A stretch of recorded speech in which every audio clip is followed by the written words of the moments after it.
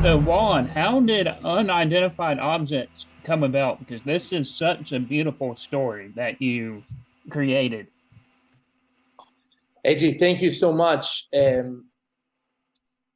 I'd say I've said this before, and I feel like it's one of those films that it almost needed to exist, and just find me and my writing partner as mediums, and then the entire crew and cast. It all happened really quickly, relatively fast, and it was very much something that came from a place of the script, and the inception of the story came right when COVID began, where I found myself without a job in New York City with a lot of debt and a lot of things, and then kind of like being in that position allowed time for me to reflect really and talk, and we had a rolodex of ideas, and little by little my writing partner and I, we had an idea already that existed, but we hadn't fleshed out fully about a little person, and seeing the world through a little person and what that means and what that represents. And that was just something, a character thing, and like notes that we had that were just very interesting. And when COVID hit, it was the last thing that pushed that story forward. And actually, surprisingly, the script was written only, like, the first draft was written in only 3 weeks. Oh, wow.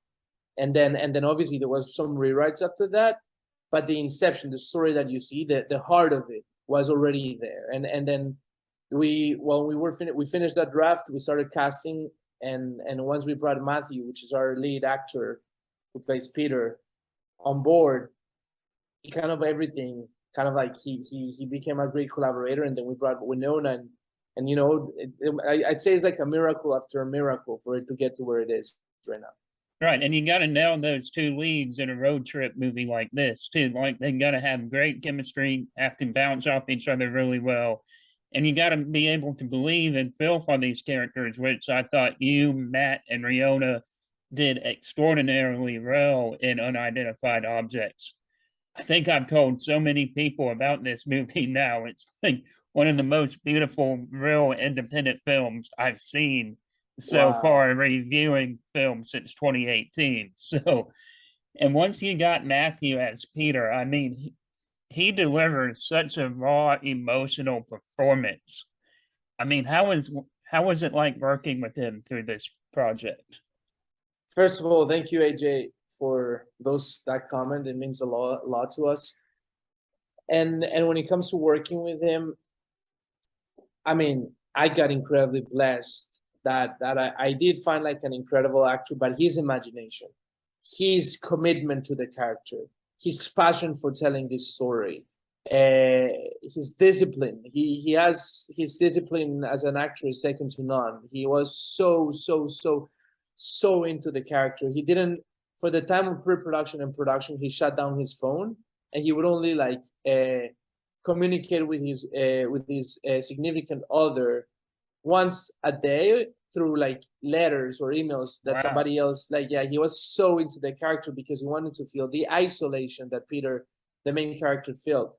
We found, I think a lot of it was building a strong bond of trust between both of us, and finding a language that would allow us to communicate where the character was. And within that language, one of the things that we figured out was talking. There was this metaphor that we came up with that was we used throughout the entire story to point where the character was in his arc. And the metaphor is, imagine a lighthouse that is the most beautiful, brightest, biggest lighthouse in the world, that is like in the most nice location ever, but the lighthouse lacks electricity, so the light doesn't work. And that's where the character begins his journey. Yeah. And yeah, it's a raw journey and it's a roller coaster throughout with Peter and Riona's character. And the female actress in this, she was just like the complete opposite of Peter's character, right? She was a people person. She loved being around people. She was so spunky. And you know what? I'm like Peter in my neighborhood. I see kids on my lawn. I'm like, get out of here, right? So having 100%. somebody like Riona alongside Peter's character, that was, I think that helped with the navigation throughout the film so much too. 100%. And that was one of the main things we were looking for. because as you know, like from a dramaturgist, like character-driven stories, you want to almost have opposites for there to be good chemistry, and that was one of the most interesting things. Winona is like a ray of light. Well, he's like a stone. He's like a little stone, and she's always like bouncing and poking, and he's also poking at her and insulting her, and like there's this. And even though both characters are like, they're not trying to be likable, like they are both in their own way unlikable characters that, or characters that are not quite your like, oh, like, you know, like right. Disney character. You end up building a lot of empathy for them because they're true to who they are, and they are misfits in there, but they're true like representation of like, you know, of that. So that was the biggest thing, is to make sure that everything felt honest and raw. And even though it has like a genre bending storytelling lens, for me the most important thing always comes down to that, to the character and their emotion and the honesty that they're portraying to camera. Right, and I wanted to talk to you about that genre bending statement you just brought up, because I'm interviewing you for Infamous Horrors, even though this isn't a straight up horror movie. There's some science fiction elements that kind of make this film feel like safety not guaranteed in that realm. You know, it's a film.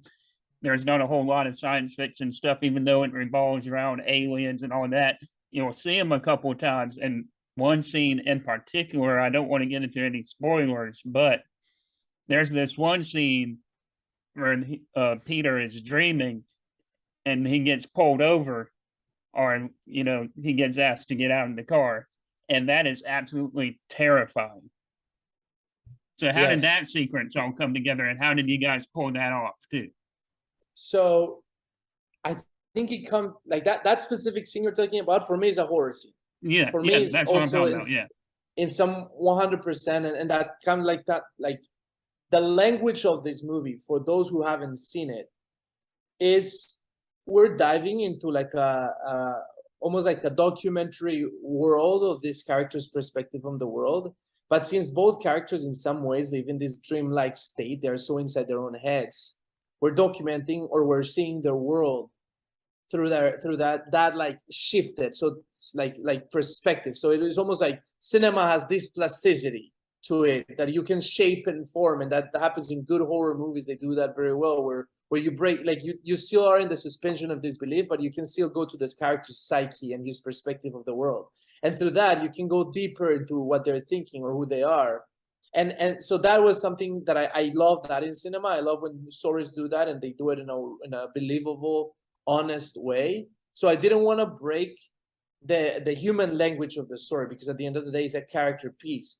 But I did want to be able to explore the way the characters were feeling, and their grief and their fears and all of that in unique ways. So that's how kind of that scene came. I think I gotta give a lot of credit to my writing partner, which is the main writer of Unidentified Objects, but is my writing partner. We've been writing together for 7 years.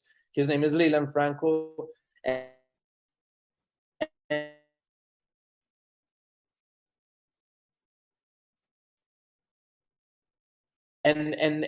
it came to be right away, early on, and it was a very specific scene, because that scene is about the character's grief. In the story, the character lost his best friend, and he has a lot of regret. So this scene basically relieves that through the context of the story. It's kind of like a combination of his fears counting him up in a very specific way. And again, when you watch it, you'll know what we are talking about.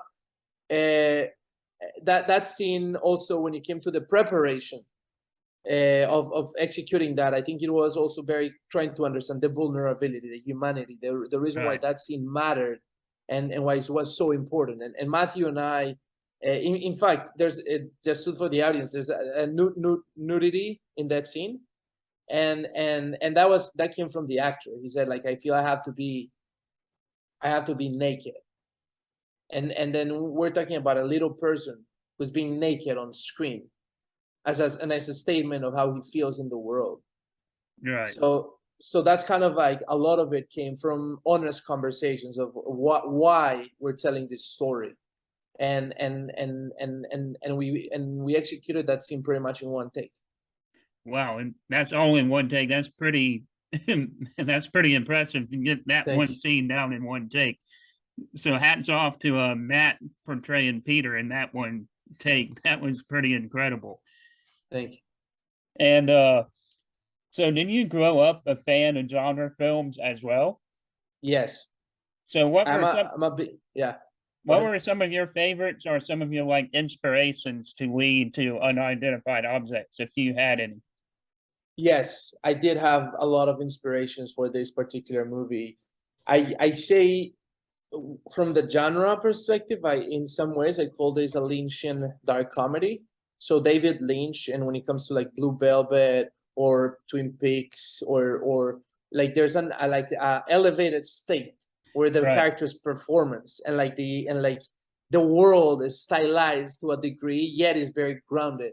It's still like your suburban kind of like American neighborhood kind of vibe, but you're taking that into like a like its own unique elevated state. So David Lynch in one side, and obviously the surreal aspects, that what we spoke before of like how you can dive into a character's psyche through storytelling. That very much inspired on David Lynch. Even obviously, I don't think this goes as deep as David Lynch movies can go, right. but you can see some elements from that, right?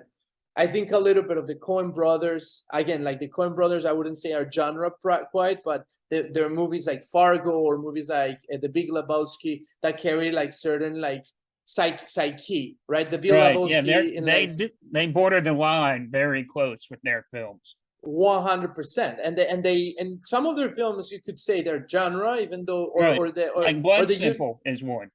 Blood, absolutely, 100%. So that's two, and then it went from a road trip standpoint to movies that I love. Amongst one of my first two of my favorite movies ever, which is like Little Miss Sunshine, of course, and Y Tu Mamá También by Alfonso Cuarón. Both movies, again, they're Y Tu Mamá También was very much like the style of filming of unidentified objects is Y Tu Mamá También, very like handheld camera the entire time, like you're shooting like that, like almost like, again, very subjective perspective. But what I did different in some ways is taking it to that dreamlike escape. So adding Right. the anamorphic lenses, adding like that little like manipulating a few colors in the color palette so that it feels that we're like maybe in a slightly different world. And obviously the genre aspect of science fiction that is on the backdrop, because a movie is about these two misfit characters hitting the road because they're supposedly going to an alien abduction.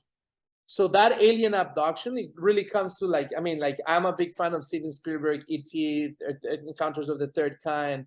I mean, like there's many, but from a standpoint, like the alien kind of like theme, the way it Right. can be explored in a story of like being an outsider, of being like somebody who doesn't belong, of being somebody who doesn't have a place, of being somebody who's alone, and how that is related to us being like a speck floating through the universe. So it comes also like from love or science fiction, Isaac Asimov, 2001 Space Odyssey, like novels, and like the movie. A lot of that so I love science fiction as a fan of science fiction. So yeah, so I think I poured all of these inspirations into this movie. Right. With at the end of the day, I'm an immigrant. I'm from Colombia. I love the United States. I'm a first generation American as well. So it's kind of like there's a little bit of that aspect of being an outsider and living through these liminal spaces where you don't belong here or there. And as you can see in the movie, the characters are crossing a border, right? So it's kind of Right. like it's kind of all of these little things coming together. And so what are you looking forward to the most of this playing at Fantastic Fest this weekend? I mean, that has to be exciting, right? I'm so excited. I've heard so much about Fantastic Fest. I've never been. I can't believe they love their movie. Like that means the world, because I know Fantastic Fest audiences are amongst the best audiences in the world. And I know this festival is very well known for the energy and the passion and the enthusiasm of it, all the fans coming to watch movies. I'm a little bit scared because, as you say, it's not quite a horror movie. Right. So it has what I appreciate, and I hope people appreciate and take away, is the authenticity in which we're trying to bring to the table, and how we're trying to take a risk of storytelling in some ways. We're also playing, by the way, we're playing Sieges in Barcelona, which is an also big Oh genre wow, yeah. festival in Europe, and we're gonna be in the New Voices category. So anyway, I think what I hope and look forward to Austin. It's just, I hope people love it. I really hope people can connect to the characters and can also appreciate the subtle and sometimes not so subtle sci-fi elements and genre bending elements throughout the story.